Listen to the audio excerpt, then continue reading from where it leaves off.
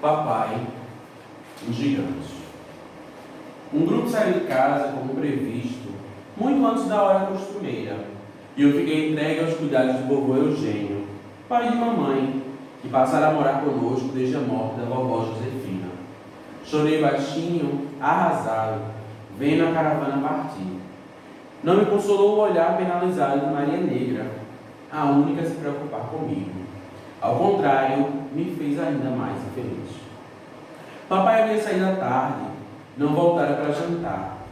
Minha esperança era que ele chegasse logo.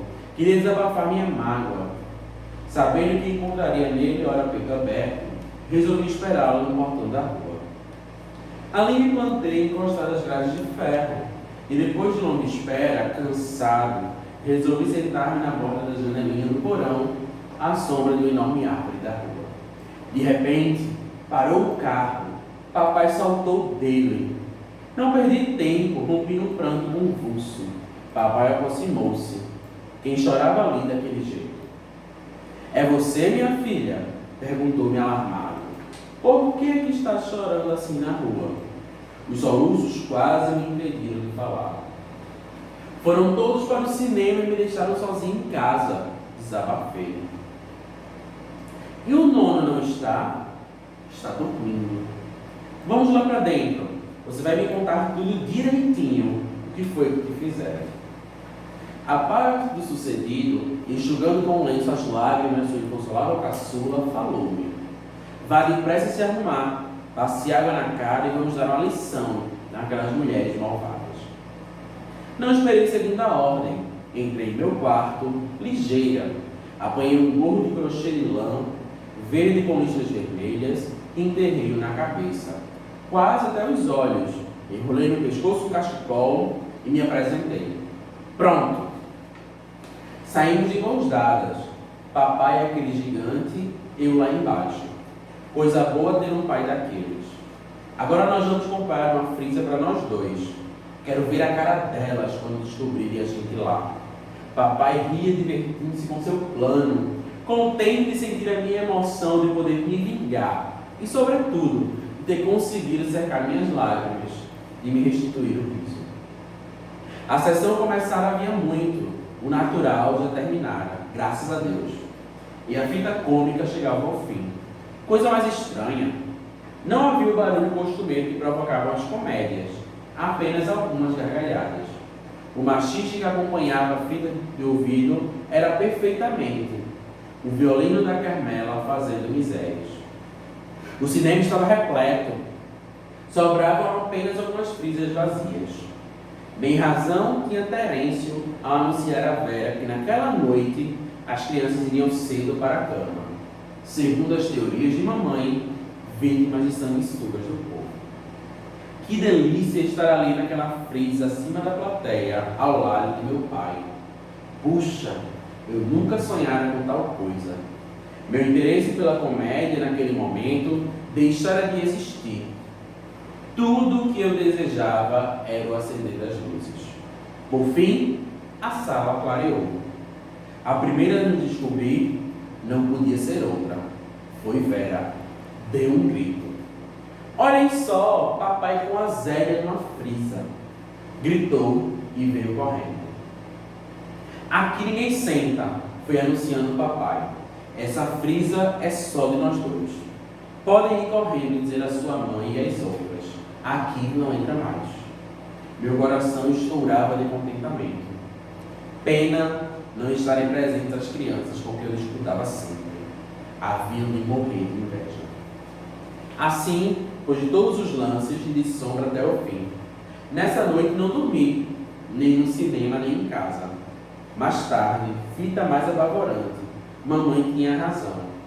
Deveria ser horrível uma pessoa não ter sombra. Nunca pensei nesses problemas. Jamais confessei a ninguém, muito menos a minha mãe, o medo que senti ao ver aquela cena no filme. Voltei para casa de mãos dadas com o papai. Eu lá embaixo, ele um gigante quase alcançando o céu, me protegendo. Sempre me protegia. Disso estava certa, com sua força e sua bondade, contra todas as injustiças. contra qualquer diabo que quisesse se apoderar da minha sombra. Zélia Gattai, anarquista, graças a Deus, 1979.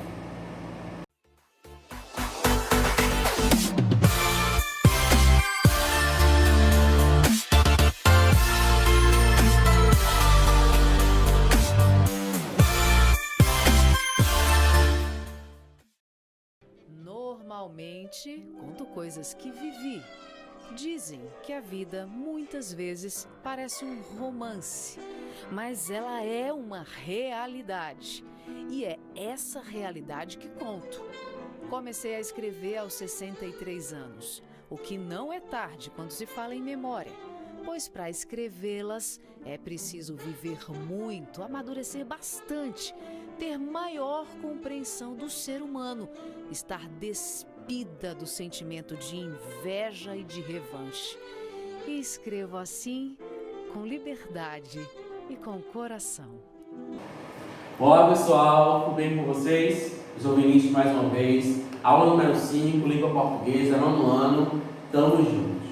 Já tiveram a abertura com o texto Papai o Gigante, da escritora Zélia Gattai. Acabaram de ver um comentário da própria escritora sobre o seu fazer, e isso nos remonta ao nosso gênero textual dessa unidade, que é o gênero relato de memória. Nós vimos aí o quanto a escritora descreveu, aspectos da sua infância e de como se relacionava com a sua família. Nós vimos desse ponto de vista um texto em primeira pessoa, carregado de emoções, o que dá conta de ser um exemplo clássico desse gênero. Mais para frente, nós vamos continuar falando desse mesmo texto, ok? Vamos lá! Hoje chegou o dia de nós completarmos aquele nosso esquema das orações subordinadas que a gente vem falando, lá de trás, lá de 2019. Nós vimos, desde o início do estudo de período composto por subordinação, que esse esquema ele se divide em 3 lados: orações subordinadas adverbiais, orações subordinadas substantivas e orações subordinadas adjetivas. As adverbiais nós vemos estudando desde o ano passado, já fizemos revisão no início desse ano, está garantido para vocês, aqueles 9 tipos. Espero que todo mundo esteja aí lembrado. Nós aqui, nas aulas virtuais, trabalhamos lá no início com as orações subordinadas substantivas, quando elas ocupam o papel de substantivo. Vamos relembrar aqui rapidinho? Oração subordinada substantiva: subjetiva, quando é o sujeito; objetiva direta, objetiva indireta, predicativa, quando são os objetos; e as 2 acessórias, completiva nominal e apositiva, nossos 6 tipos. E aí, para refrescar um pouquinho a memória de vocês, vai um infográfico rapidinho para vocês verem agora.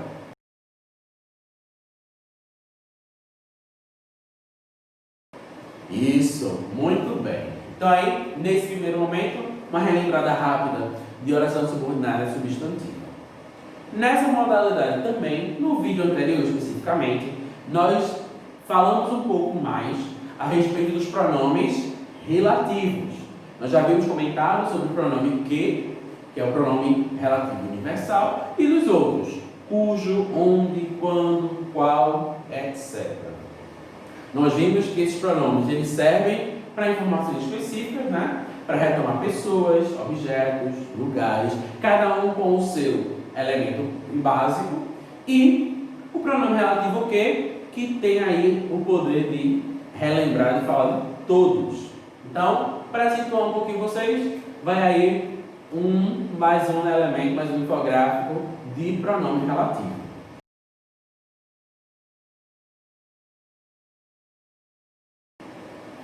Isso!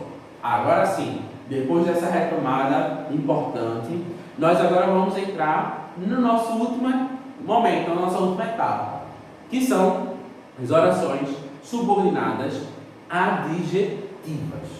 Como eu disse para vocês, venho dizendo desde o ano passado, as adjetivas são as mais fáceis, as mais tranquilas, tanto do ponto de vista do significado, quanto do ponto de vista da escrita. Tanto é que ele disse para você, vou deixar ela no final, porque depois de a gente ter passado por todas as outras, a gente vai entender rápido, fácil e claro. E como vocês já estão vendo, e eu já havia dito antes, ela só se divide em 2 tipos. Então vamos lá, né, minha gente? Para quem se deu bem com os 9 tipos das adverbiais e quem já estudou os 6 tipos das substantivas, então 2 tipos só é rapidinho, é tranquilidade, ok? Vamos relembrar. Período composto por subordinação é uma oração por quê? Bora lá, Emily, eu sei que você está repetindo aí. É uma oração porque tem verbo. É subordinada por quê, Simões? Porque é dependente. Exatamente. E agora a nossa nova característica, que é ser adjetiva. E aí, isso já está claro, né? A subordinada adverbial cumpre a função de advérbio. A subordinada substantiva cumpre a função de substantivo. Então, logicamente, a subordinada adjetiva vai cumprir o papel de adjetivo. Isso está fácil, claro. Então, oração subordinada adjetiva. Oração porque tem verbo, subordinada porque é dependente e adjetiva porque cumpre o papel de adjetivo. Ok? Ok. Mas para que serve o adjetivo? Bora lá? Relembrar as classes gramaticais, 6º ano. Bora lá? A gente estudou desde o 6º ano. Para que serve um adjetivo? Adjetivo é para características, para qualidades, para aspectos. Ou seja, a oração subordinada adjetiva é aquela que vai introduzir, que vai trazer uma característica, uma qualidade, um aspecto para aquilo que está sendo dito. Ok? Então, essas orações, OSA, oração subordinada adjetiva, ela vai se dividir apenas em 2 possibilidades. Ela vai ser restritiva ou ela vai ser explicativa. E aí, assim como as outras, o próprio nome já deixa claro o papel na estrutura. Uma oração restritiva. O que é restringir? O que é ser restritivo?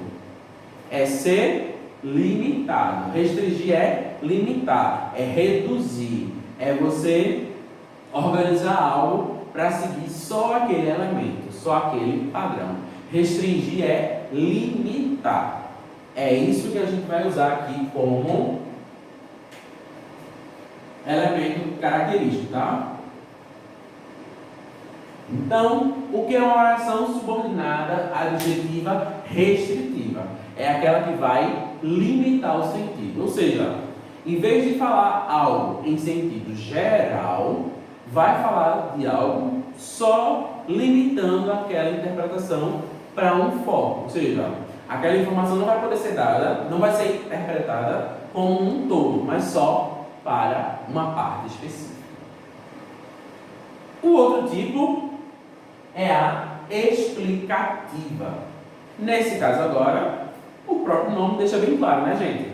A explicativa é aquele que vai explicar, que vai acrescentar, que vai justificar aquela informação, o que vai trazer um contexto maior para aquela informação. Então, enquanto a restritiva limita o sentido, a explicativa explica ou justifica aquele sentido.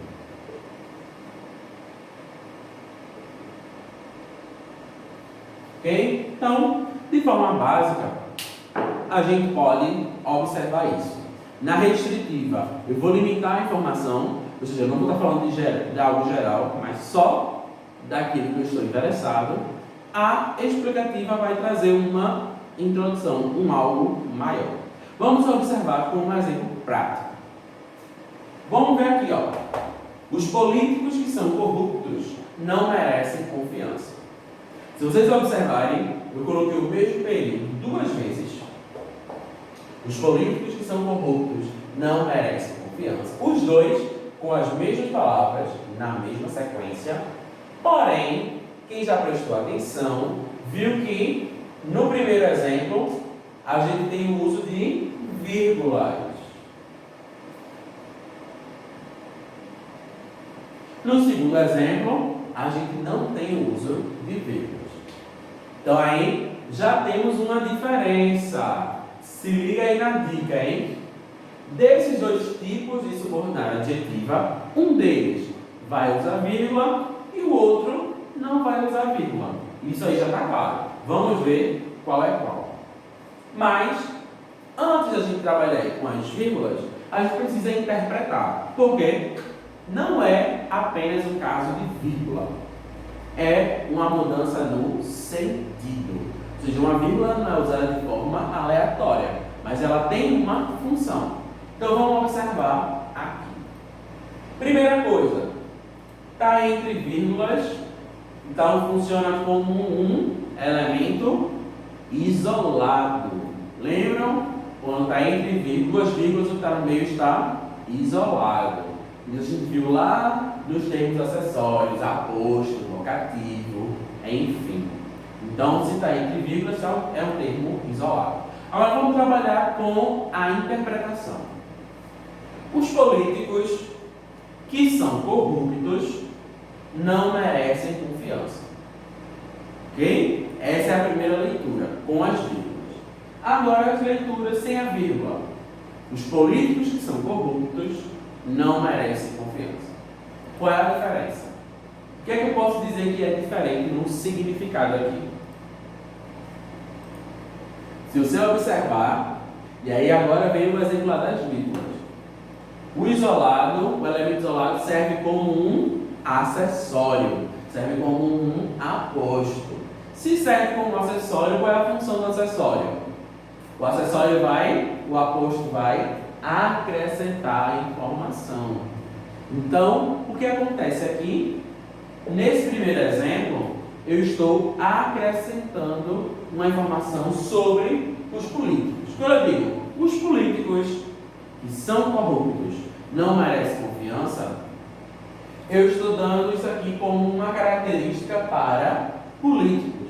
Políticos aqui está no sentido geral. Ou seja, quando eu digo os políticos que são corruptos não merecem confiança, aqui eu estou falando no sentido geral. Eu estou falando sobre todos os políticos que existem. Ou seja, o que eu estou dizendo aqui, ser corrupto é uma característica de todos eles. Então, nesse sentido, esse elemento aqui, essa oração subordinada, veja aqui, onde é que a gente sabe a oração subordinada? O pronome relativo o quê? E a sequência para frente. Veja que aqui a gente tem uma vírgula, então a gente para aí, né? Essa oração subordinada, ela é uma oração explicativa. Eu estou explicando, eu estou justificando a minha informação. Veja que a explicativa serve para justificar. Qual é a informação? Qual é a oração principal? Os políticos não merecem confiança. É isso que eu estou querendo dizer.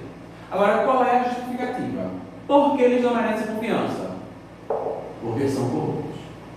Então vejam que, nesse exemplo aqui, eu tenho uma oração explicativa. Eu estou dando a justificativa da oração principal. Então aqui, os políticos que são corruptos não merecem confiança. É oração subordinada, adjetiva, explicativa. Eu estou justificando a informação da oração principal. Então, aí já ficou claro. Se tem vírgula, é explicativa. Então eu vou acrescentar aqui em cima, ó, com vírgula. Que pode ser uma ou duas, dependendo da posição da oração subordinada. Beleza? Vamos ver o contrário. Sem vírgula nenhuma agora. Os políticos que são corruptos não merecem confiança. Os políticos que são corruptos. Ou seja, agora eu não estou falando de todos os políticos que existem. O que eu estou dizendo aqui é sobre os políticos que são corruptos. Ou seja, qual é a mensagem que eu estou querendo passar? Que existem políticos que são corruptos e existem aqueles que não são corruptos. E entre esses dois, os que não merecem confiança são aqueles corruptos. Então veja que aqui eu tenho uma oração restritiva. Eu estou limitando o sentido. Ou seja, os políticos que são corruptos não merecem confiança. Ou seja, eu não estou falando de todos, estou falando só daqueles que são corruptos. Então aqui, essa oração, ela vai ser uma oração subordinada adjetiva restritiva.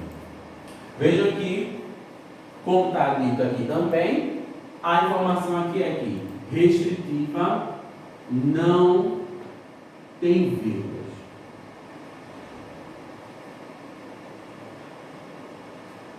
E aí, você pode dizer assim: ah, professor, então é fácil. É só eu ver se tem vírgula ou não. Se tem vírgula é um, se não tem vírgula é outro. Do ponto de vista da escrita, a diferença pode ser apenas essa. Porém, a gente não pode justificar a classificação apenas pela escrita, mas pelo significado. Então você precisa interpretar, você precisa entender se é uma explicação, se você está justificando aquela informação, ou se é apenas um acréscimo de informação, se é apenas uma explanação, se é apenas um complemento dessa informação. Ok? Então, de uma forma visual, para a gente tentar entender, os políticos que são corruptos não merecem atenção. Eu estou falando aí de maneira geral. Então, basicamente, visualmente seria assim.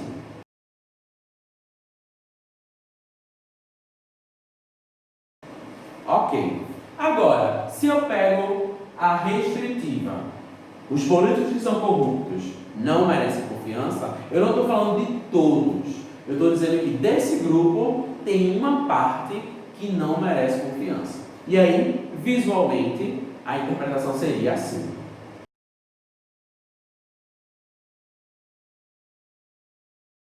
Ok? Então veja que tem a diferença. A explicativa traz a informação no sentido geral, a restritiva limita essa informação para alcançar um objetivo que a gente necessita, que a gente queira. Ok. Agora, a gente vai observar aqui alguns exemplos que eu trouxe para vocês, mas antes, caso ainda tenha ficado alguma dúvida dessa parte explicativa, vai aparecer uma imagem para vocês, um resumo rápido da diferença de restritiva para explicativa. Então, pausa aí o vídeo e preste atenção.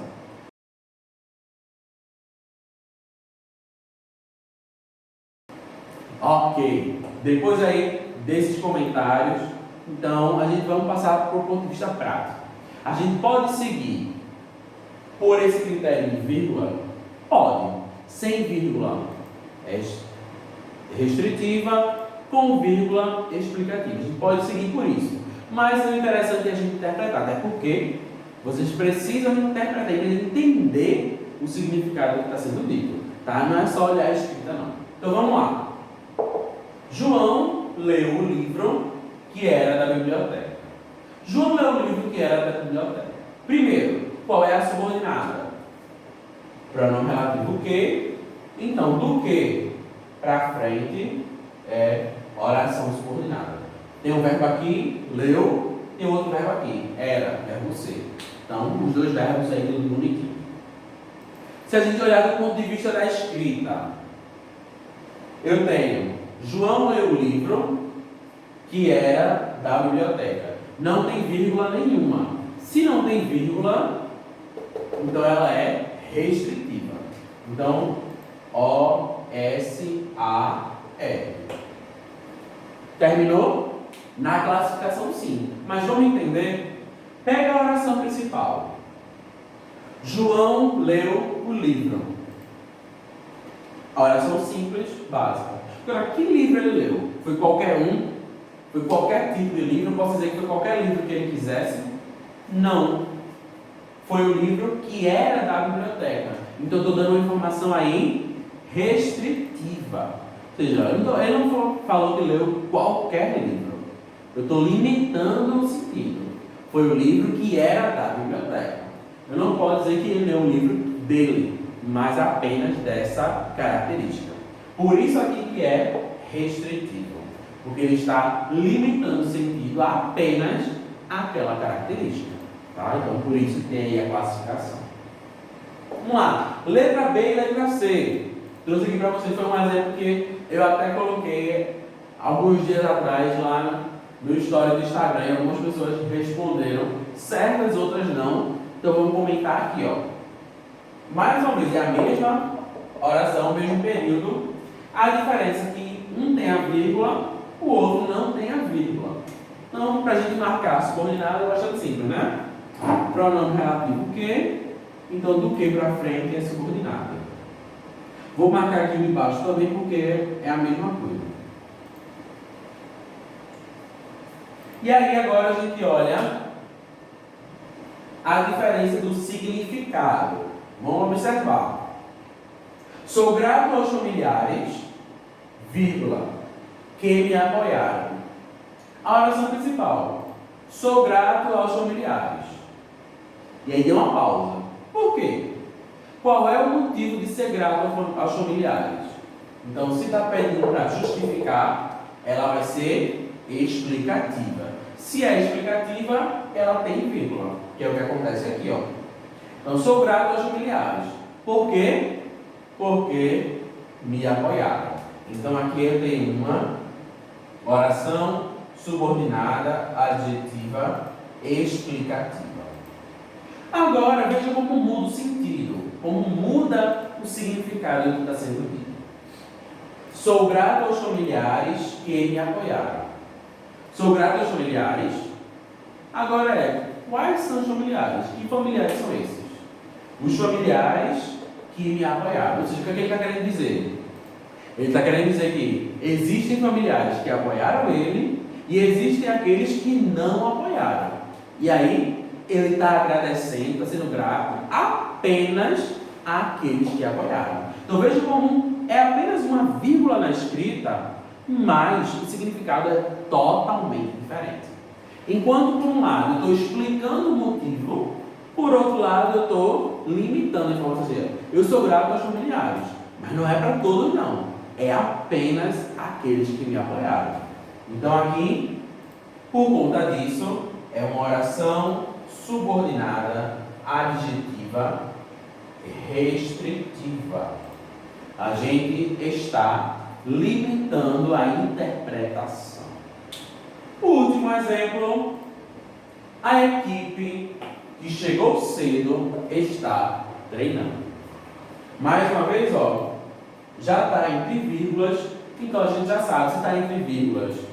Não é a oração subordinada, é o que está no meio. O pronome relativo que está aqui. Então, isso aí já está claro para todo mundo, né? Qual é a oração principal? A equipe está treinando.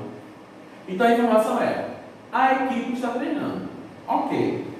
Mas qual equipe ou por que ela está treinando? Obviamente, a gente aqui tem uma explicação. A equipe está treinando. Mas por que ela está treinando? E aí eu tenho a justificativa. Ela está treinando porque ela chegou cedo. Então, se é a justificativa, ela é uma oração subordinada, adjetiva, explicativa. Como característica, as explicativas elas têm uma vírgula. Nesse caso aqui, a vírgula está presente. Ok? Veja como é simples. A gente já terminou o último tipo das subordinadas. Subordinadas adjetivas. Se elas acrescentam informação, se explicam, se justifica a oração principal, ela é explicativa, vai ter vírgula presente. Se ela limita a informação, se ela orienta para eu entender só uma informação específica, então ela é restritiva e não vai ter vírgula, tá? Então eu sei que vai ter muita gente que vai se guiar por isso, com vírgula e sem vírgula, pode fazer isso, não tem problema. Então, com vírgula explicativa, sem vírgula restritiva, pode seguir essa dica. Aí a classificação chega para vocês mais fácil. Quer dizer, já é fácil, né? Porque ou é uma coisa ou é outra, só pode ser um dos dois. Então isso já facilita. Pode olhar pelas vírgulas, mas não é só pensar na vírgula, não. Precisa pensar também no significado. Qual é o sentido? O que é que eu estou querendo dizer com essa subordinada? Lembre que subordinada é dependente, então ela está ali por um papel. Não foi usar essa subordinada de forma aleatória. Tranquilo? Vou colocar aqui para vocês a indicação de atividades no livro nessa semana. E são 2 sessões. A primeira é sobre o gênero relato de memórias. Esse texto que eu li para vocês, Papai o Gigante, ele está no livro de vocês, é o primeiro texto do capítulo 3. Então vocês podem, voltar lá no vídeo e ouvir mais uma vez, ou vocês podem ir para o livro, na abertura do capítulo 3, vocês podem ler esse texto. E a primeira sessão de atividade é página 92 até a 97. Nessa sessão, vocês vão encontrar perguntas de interpretação de texto sobre esse texto de Zélia Gattai, que está aqui no começo. Então, você vai interagir com isso que a gente trouxe aqui para a aula. E a segunda sessão é entre as páginas 111 até 118. Exatamente. Aqui, você vai dizer, são muitas páginas. São. Mas como vocês sabem, é aquele mix que o livro já sempre traz. Tem atividades, tem as explicações, tem interpretação de texto, vai ter uma sessão para falar só sobre o uso de pontuação, sobre esse critério aqui, de usar vírgula, de não usar vírgula, como é que isso influencia o sentido. Então aí vocês vão interagir com o livro nessas 2 propostas. Primeiro sobre textos Zélia Gattai e depois sobre oração subordinada adjetiva. Tranquilo? Chegamos ao final de mais esta aula. Terminamos, a princípio, orações subordinadas. Obviamente que a gente vai continuar falando disso. Vamos continuar tendo atividades para retomar. Mas daquele ponto de vista, lembram daquele esquemazinho lá? Período, simples composto, composto, coordenação, subordinação, adverbial, substantivo, adjetivo, aquele desenho que a gente vem usando desde o início do 8º ano, pronto. Hoje a gente pode dizer que com essa aula aqui, essa explanação ela foi encerrada. Não significa que acabou. A gente vai continuar voltando para esses conceitos. Mas agora não tem mais esse trajeto de período composto para a gente estudar. A partir daí, a gente vai para um outro tópico bem interessante. Nas próximas aulas, que nós vamos trabalhar com a estrutura das palavras que nós usamos em língua portuguesa. Tranquilo? Mas por enquanto é só. Vou deixar vocês com essas 2 atividades. Deixa dúvidas, perguntas, comentários aqui embaixo. Manda por e-mail se não quiser. Deixa aqui público e a gente interage. Ok? Até a próxima. Tchau, tchau.